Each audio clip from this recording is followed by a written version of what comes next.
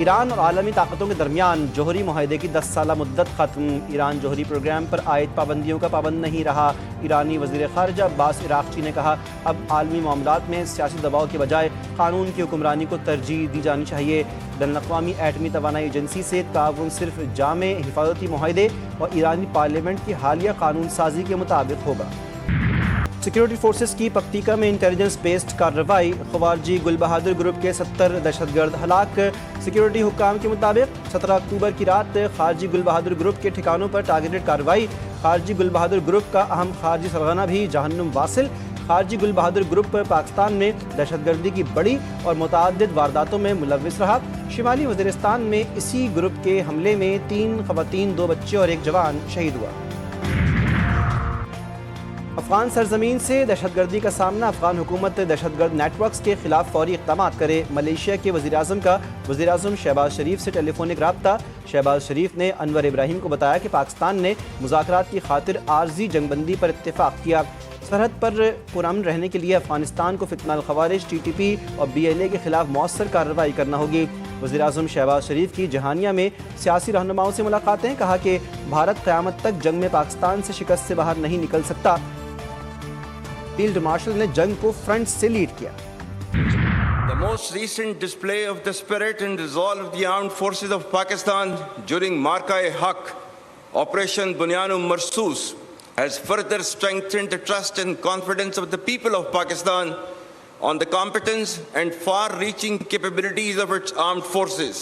By neutralizing all threats with remarkable professionalism, downing advanced assets like Rafale, targeting multiple bases including S-400s, Pakistan once again came out victorious. دوبارہ جارحیت کی تو بھارت کی جغرافیائی وسعت کا من گھڑت حفاظتی تصور ختم کر دیں گے۔ پاکستان کے خلاف ہر پراکسی کو خاک میں ملا دیں گے، اپنی زمین کا 1 انچ بھی کسی کو لینے نہیں دیں گے۔ پاکستان ملٹری اکیڈمی کاکول میں پاسنگ آؤٹ پریڈ سے خطاب میں فیلڈ مارشل عاصم منیر نے کہا، پاک فوج نے ہمیشہ اندرونی اور بیرونی چیلنجز کا بھرپور مقابلہ کیا۔ معرکہ حق میں پاک فوج نے ملک کا بھرپور دفاع کیا۔ اللہ کے کرم سے پوری قوم سزا پلائی ہوئی دیوار بن کر کھڑی ہوئی۔ آپریشن بنیان و مرصوص سے قوم کا پاک فوج پر اعتماد مزید بلند ہوا۔ پاک فوج نے عسکری اور دفاعی صلاحیت کا لوہا منوایا۔ ازلی دشمن کے خلاف پیشہ ورانہ مہارت میں کارروائی کر کے رافائل طیاروں کو مار گرایا۔ دشمن کی متعدد بیسز بشمول دفاعی سسٹم کو نشانہ بنایا۔ We urge the people of Afghanistan to choose mutual security over perpetual violence and progress over hardline obscurantism. Taliban regime must rein in the proxies who have sanctuaries in Afghanistan and are using Afghan soil to perpetrate heinous attacks inside Pakistan. دشمن فتنہ الہند اور فتنہ الخوارج کو hybrid guns کے طور پر استعمال کر رہا ہے۔ دشمن کا بزدلانہ، منافقانہ اور گھناؤنا چہرہ دنیا کے سامنے بے نقاب ہو گیا۔ پاکستان میں دہشت گردی کے لیے افغان سرزمین کا استعمال پریشان کن ہے۔ ہم اسلام کی غلط تشریح کرنے والے مٹھی بھر گمراہ دہشت گردوں کے آگے نہیں جھکیں گے، آرمی چیف نے واضح کر دیا۔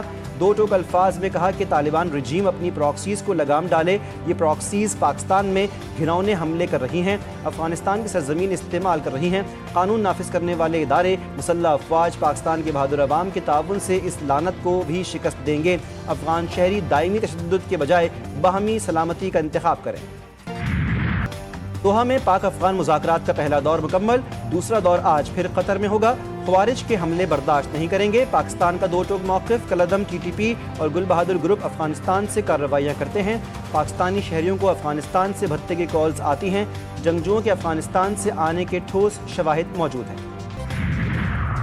گل بہادر گروپ کے خلاف کارروائیوں میں عام شہری نشانہ نہیں بنے۔ وزیر اطلاعات عطا اللہ تارڑ کی کارروائیوں میں عام شہریوں کو نشانہ بنانے جانے کی خبروں کی تردید، ایکس پر لکھا۔ شمالی اور جنوب وزیرستان میں کارروائیوں میں درجنوں دہشت گرد ہلاک ہوئے۔ 48 گھنٹے کی جنگ بندی میں خوارج نے افغانستان سے پاکستان کے اندر دہشت گرد حملوں کی کوشش کی۔ جوابی کارروائیوں میں 100 سے زائد دہشت گرد ہلاک ہوئے۔